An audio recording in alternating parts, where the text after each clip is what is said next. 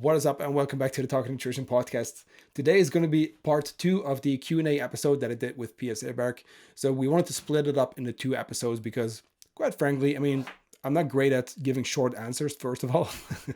And second, I think it's nicer to kind of stick to just about 30 minutes for you to kind of listen. And yeah, I wanted to keep it short, so let's just dive in. Today's part 2 of the Q&A. If you have any questions, hit me up, hit Pia up, and she's going to be back at some point. Like we're not sure yet, probably like 2 weeks. We have a bunch of topics we still want to dive into, but for now it's Q&A time. Okay, the next question: how can I get a good routine when it comes to tracking of the food? I think she's finding it a bit hard to get into the habit of tracking and logging everything in an app on your phone, which I fully understand. So maybe we can give her some tips. I'll keep this one short. 2 things. First of all, we just need to get used to it and allow ourselves to kind of, just get the reps in. It's like going to the gym. The first time you pick up that barbell, the dumbbell, it's going to feel awkward. Eventually, right, you just know what that movement is right away. You know how to do it. You know what to pay attention to. You can crank up that weight. It's the same thing. You got to get the reps in. So allow yourself to suck at something and then become better over time. That's 1. 2, I will always tell people, try to be proactive here versus reactive. I don't want you to stand in the kitchen being like, oh shit, okay, I'm going to have my meal. So how will I put together my macros and, right? You're there in the moment. You're already too late. If you think about it this way, if you meal plan, meaning, hey, I know what I'm going to be eating tomorrow, or I know what my lunch is going to be, etc., that's already going to make it more easy. The more you can track beforehand, the more you're going to save yourself time and energy in that moment. Just think about it this way. Instead of standing there, scratching your head in front of the fridge, being like, oh shit, I don't know, Instead of that, if you already have your macros dialed in, and you say, even for a few meals, right? Let's say breakfast. Okay, I know I'm going to have, a couple slices of bread, avocado for my healthy fats, right? Eggs for my healthy fats, a couple egg whites, whatever it is, spinach. When that's already in there, you go from reactive, kind of oh shit, now I have to figure it out in a moment, to proactive, to just knowing, hey, now the app, instead of me having to think about it or, make it up on the spot, I can just go in and look at, oh yeah, there's many eggs, bread, boom, this is what I'm supposed to eat. You don't even have to track it anymore. So if you want to create a good routine, try to do way more beforehand. Doesn't have to be everything, but if you think about it, you probably eat a lot of the same stuff anyway. So start repeating those. Also, as a coach, you always try to make things as simple as possible for people, but at some point you just have to say, I'm sorry, the workout takes about an hour to half an hour, to 90 minutes, and that's just that's how it is. And it's sort of the same with tracking. You have to do the work, get into the habit of doing it, and then it will be easier. But in the beginning, it will always be a bit of a hassle. Yeah. And change always feels uncomfortable. So just creating that routine, it's not going to be perfect right away. And that's okay. Just play around with it, see what works, see what doesn't work. Ask for help, ask for tips. Yeah. Next question is sort of an important one, I feel. I'm not sure if you have this in Holland, or where are you from again? Yeah. Yeah, I feel like smågodt is something we have here in Norway, and we eat it a lot, but I'm not sure how it is outside of Norway. But the question is, how do we... Yeah, honestly, it's just candy, I guess. Okay. Right? So for the international listeners, the smågodt is basically... Just imagine just a wall, just a wall of candy, right? It's great. I love it, right? I haven't had it for a long time. I'm currently cutting, but just imagine, right? You can just mix and match. You grab a little baggie and you put in whatever candy, which, by the way, is an international thing too, right? Okay. I will definitely say in Norway it's kind of it's like a thing. But anyway, you mix and match, you weigh your candy, right? It's like a candy store, like an old school candy store, but instead you're doing it yourself. How would you log that? Good question. To be honest with you, I wouldn't overcomplicate it. Going back to the 80-20 that we always talk about. that stuff shouldn't make up the majority of your calories anyway. And if that's the case, you got some work to do, which is okay, right? I'm not putting you on the spot, but I'm kind of putting you on the spot because if that's a priority, we got to talk food quality. Now, I will say this too, right? You can have that stuff. It's totally fine. But eat your fruits and vegetables, your whole foods, etc. Now, again, flexibility. Yeah. I wouldn't overthink it, to be honest with you. I would just go to Chronometer, whatever it is. Like if you're tracking, right? Look up something similar. Look up something like Haribo or something, whatever brand. Look up maybe like a mixed candy little thing and just go with that. Don't overcomplicate it. If it's 50 grams of candy, find something. It's all just sugar anyway. It's not that different, you know? So just find something similar. And this is maybe a tip for anyone. You shouldn't really be stressing about like what specific brand is something. You should mostly be eating whole foods anyway, which is easy to track because there's generic versions of that. When it comes to those kind of things, just simplify stuff, right? If you can't find the exact brand, go with something similar. And when it's okay, you haven't had smågodt in a long time, but if you are now allowed to have smågodt and you can choose 3 pieces, what would you choose? That's a good question. I saw that you got the balloons in your screen as well. Yeah. That's a just so you know, that's a setting on your MacBook that you can turn off. I can show you afterwards if you want to. Because it comes all the time when I do podcasts. There's like fireworks and castles. Also, if you do this, like, if you do a thumbs up, like it'll show up, right? What is this? Okay. Oh, that's weird. I don't know. It's random, and it was happening to me in my check-ins too. That's why. No, which one? Oh, that's a really good one. So there's 2 I always get. There's like these little like cylinder ones. One is like a licorice kind of, like salty. And the other one is also like a cylinder little thingy that's just different colors, just like, I don't know, like sugar, this sour kind of thing. It's really good. It'll always be something like salty, like licorice kind of. Oh yeah. Then something like a Sour Patch kind of thing, you know, something like that. And as a third, there's got to be some chocolate in there too. I'm big on chocolate. Have you had That's like like the my chokoladefamiljen? You know? It's they're made. It's like these small figures which taste like Stratos. I think so. Yeah. Oh yeah, exactly. Yeah, those are super good. Oh, it's the best. Sorry, people.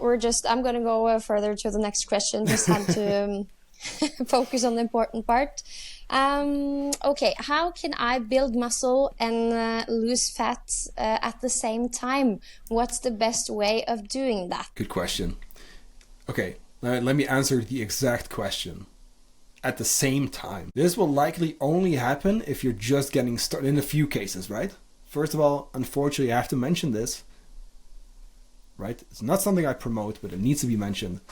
There's a lot of people on social media with bigger followings who are on steroids who can do that. When you are on steroids, you can build muscle, lose fat at the same time. Now, let's skip that because we're not going to do that, obviously. It just needs to be mentioned. If you naturally, right, build muscle, lose fat, for most people, it's going to take so much time that they're going to get impatient because they think they're not progressing. And then they're going to be like, it's not going to work. However, if you are just starting out and you're just dialing in your nutrition, maybe you're at the beginning of your journey and you are coming from not eating enough protein and you ramp up your protein intake and you are now improving your quality of food and you're going to the gym and you start lifting weights. And by the way, even if you are already lifting weights, if you now actually start to push yourself and train close to failure, now you maybe introduce a bit of cardio. If you make a bunch of changes like that, you're going to see what's called body recomposition, to where you're going to see muscle gain and fat loss at the same time. I've mostly seen this when people crank up their protein intake, coming from like under eating protein to now actually finally getting enough. That's usually where I see the biggest difference. This is even where I personally saw quite a bit of a difference going from 200 grams to 240 grams in, what was it? I want to say December. At my level where I've been lifting weights for a long time, which makes it more difficult, right? Even just that increase in protein still kind of led to that. However, here's the thing. I will say this. It's almost like that, right? Too good to be true kind of thing, to where it sounds great, but for most people it's going to be so slow and it's going to take, right, a lot of time, that in general I would push for muscle gain phases and fat loss phases. because you're going to be able to chase one rabbit at a time instead of two. You know what I mean? If you chase two at a time, it's kind of like, you know, if you chase one, you go for one goal, you effectively put on muscle, and then you do fat loss, you're going to very likely see better results. It is possible, mostly with new kind of, you know, lifters and stuff though. As you train and for several years, it gets harder and harder, and it's easier just to focus on one thing at a time, and it feels better as well. My opinion. Okay, do you have any good solutions for me when I'm at work, hadn't had the time to food prep, so I have to go to the store to buy a lunch, like on the go? What would you buy? What should I buy? Good one. You know, I'm a big fan of those salad bars. I think that's going to be a great start. If your supermarket has that, that's going to be great because you can mix and match. You can come up with whatever combination you want. I really like that.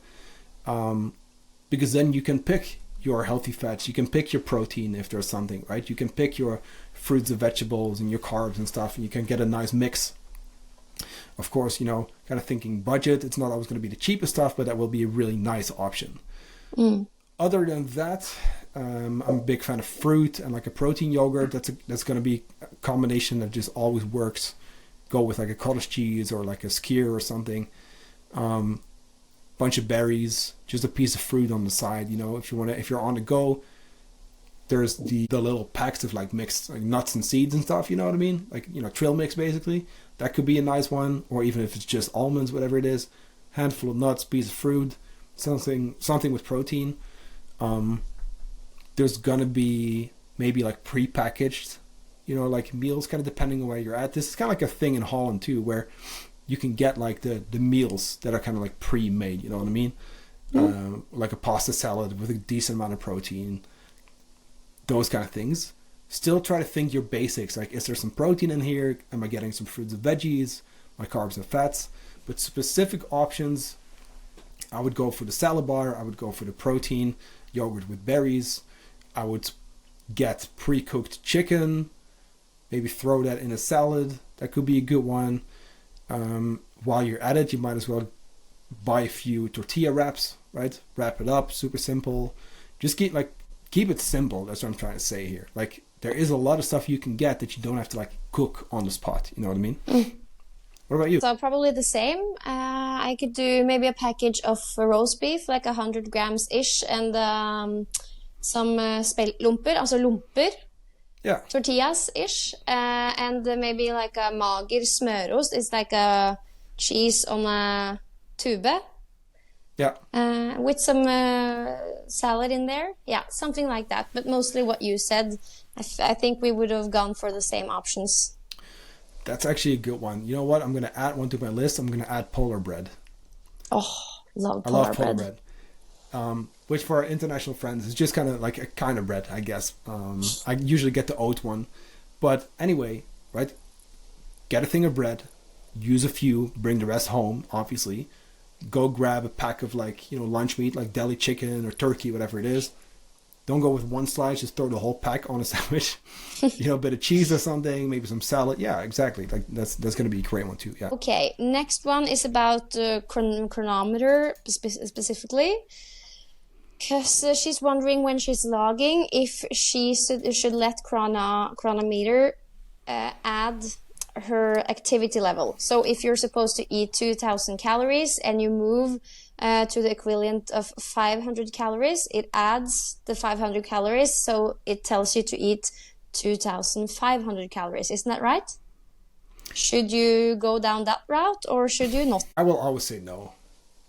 100% of the time. I love chronometer. We use it with every single one of our clients, but no. Because here's the thing. I want you to be in charge of setting your targets. And this is where coaching comes in, right? This is where you learn about this too. When you get coached, that's the goal, right? I don't want you to be dependent on a coach or meal plan, whatever. Like, no, I want you to learn from this process, which in your apps, by the way, we kind of teach you like how to set the numbers and, right? Make changes. I want you to be in charge of your targets, because here's the thing. If not, you're going to make the same mistake as I did in 2012.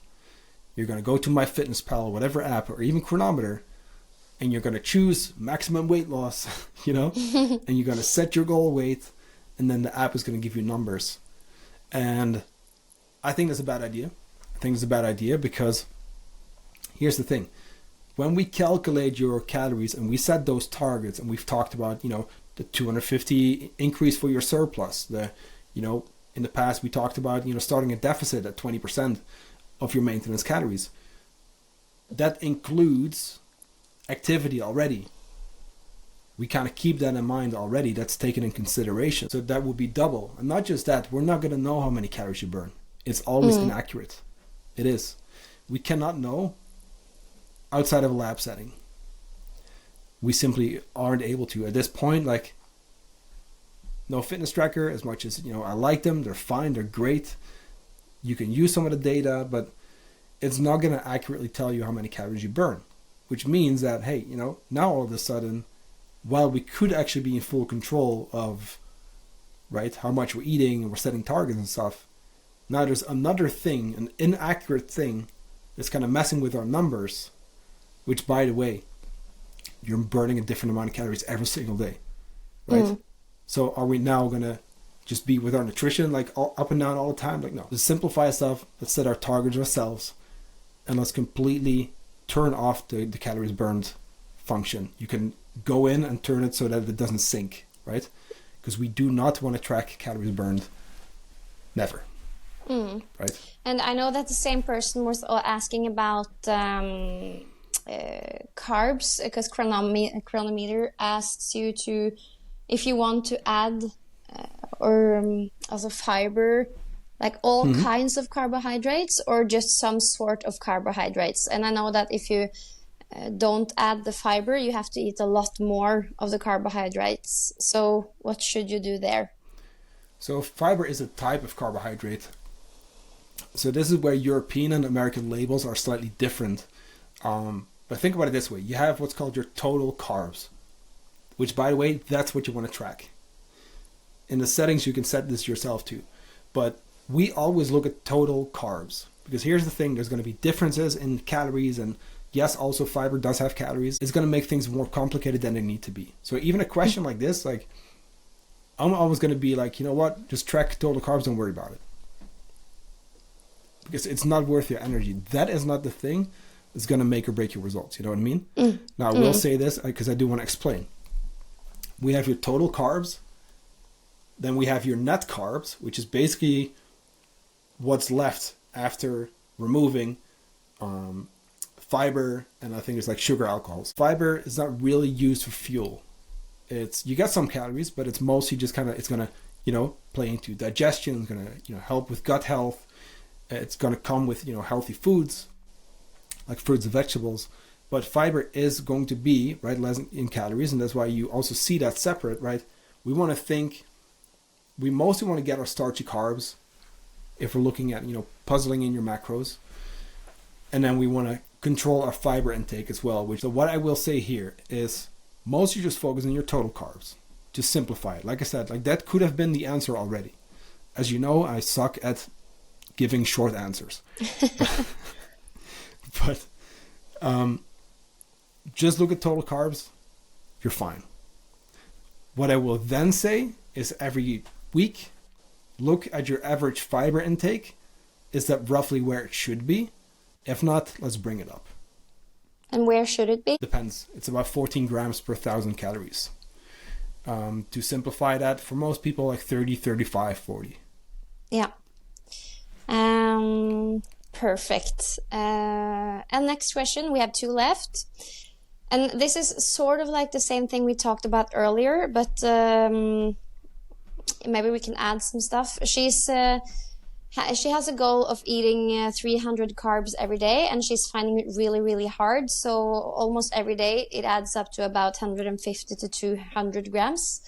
Can she add the remaining calories in fats just to get the calories she needs, or should she just skip the more food part and try again the next day? Do you know what her goal is, or phase? Or... It's to build muscle. Okay, I would say let's make it a priority to get your calories up ASAP. So if that's with some more fats, absolutely go for it. Yeah. Okay. Let's make that a priority. But then let's slowly also push for more carbs. Because here's the thing too. By the way, I think you're doing amazing already, hitting 150 to 200. I think that's really good. So that's awesome. Go to like 220 the next week or 240 and just slowly transition like that. I still think you're going to get a benefit out of like mostly those carbs based on that goal. But yeah, absolutely. Go higher in fats. Start there. See how you do. Nice. And the last question.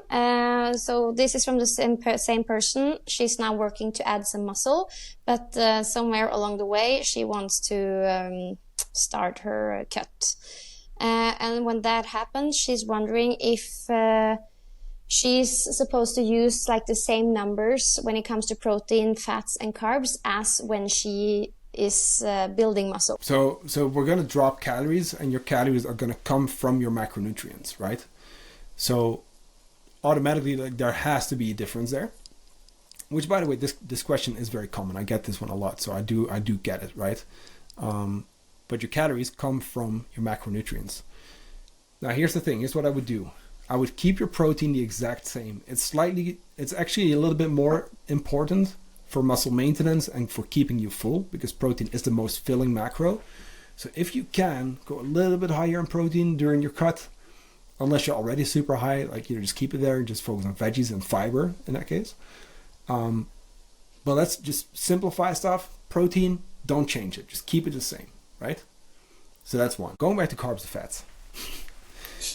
Again, it's going to look like I hate on fats. No, I'm kidding. But like, again, knowing that fats are the highest in calories, 9 calories per gram, carbs are 4, what's the easiest way to keep in as much food volume as possible while lowering calories? It's going to be dropping your fats. Also, knowing this person wants to build muscle, lose fat, and hopefully maintain muscle, right? Mm-hmm. Keeping your carbs up during your cut, which sounds counterintuitive because at some point they're going to have to come down. But if you can keep those in as much as you can, so I'm always going to push or keep your protein high, keep your fats low, and then just have as many carbs as possible. What that's going to do is it's going to allow you to get good workouts in still. If you can keep getting good workouts in, you can maintain more muscle. You can maybe even build a little bit of muscle during that phase still. Mm. That's also going to include some more of the filling foods like potatoes, those kind of things, fruits and vegetables, like all that stuff is going to go towards your carbs, right? So I think you're likely going to be best off keeping proteins the same, dropping your fats to, let's call it like 50, and then keeping your carbs in as much as possible. And then at some point, you're going to have to make another adjustment, and that should probably be carbs then, because you're already at minimal fats, and you don't want to go lower for hormones and health. Protein is the most filling, and we're cutting, so it doesn't make sense to drop it. Let's drop your carbs. We're so used to hearing that fat keeps us fuller for longer. But as you're saying, when it comes to food volume, carbohydrates, of course, wins. But fat slows down digestion. So that is something that we got to mention too, because it does play a role. Absolutely. I see people like crash very soon if they don't have enough fats. Why is that? Like I said, fats is going to slow down digestion. Fiber, going back to fiber, slows down digestion, which means that when that meal is broken down slower, we have a slower release of energy into the bloodstream, which is going to keep you going for a little longer. Make sense? So that's where, yeah, absolutely. Like, it's still going to be important. If you think about it, right? If you can, by the way, right? I'm saying 50, but if you can, and your calories are in a good spot, keep your fats at 60. See how that goes, right? Keep you there. Have that combination, but go big on fiber. Keep that protein in. Keep your carbs up, right? I have a blog as well about like filling foods and stuff during a deficit. Boiled potatoes, super filling, right? It's that volume that we want to look for. That's going to be the biggest driver of like satiety, right? Feeling full. But yeah, good point. But again, like at some point the fats do need to drop. Yeah. Yeah, I'm just saying what I think people are thinking, so it's nice to hear you talk about it. And that's what we love, that you like really expand on the topics and give us full answers so that we can get the answer, but also learn. So that was my questions for today. I'm glad we didn't do like the periodization stuff today, because then we would have been here for like another hour. Super long episode. I think it's great. I love Q&A. Like I said, I'm not great at giving short answers, so sorry about that. But nutrition is so nuanced, like, right? It's difficult to really give like one answer and then have everyone be like, okay, that's going to apply to me. You know what I mean?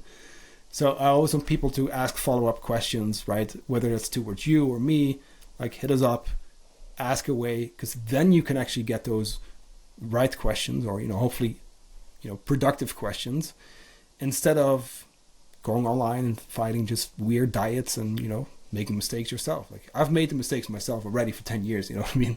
Mm-hmm. So like, I'm trying to help you not do the same thing. Make sense? Yes, and we're happy about that. Cool. Yeah. Awesome. That being said, we will link all your stuff in the show notes as usual, and we are going to be back to talk about periodization. Thanks again, and then we'll talk to you soon.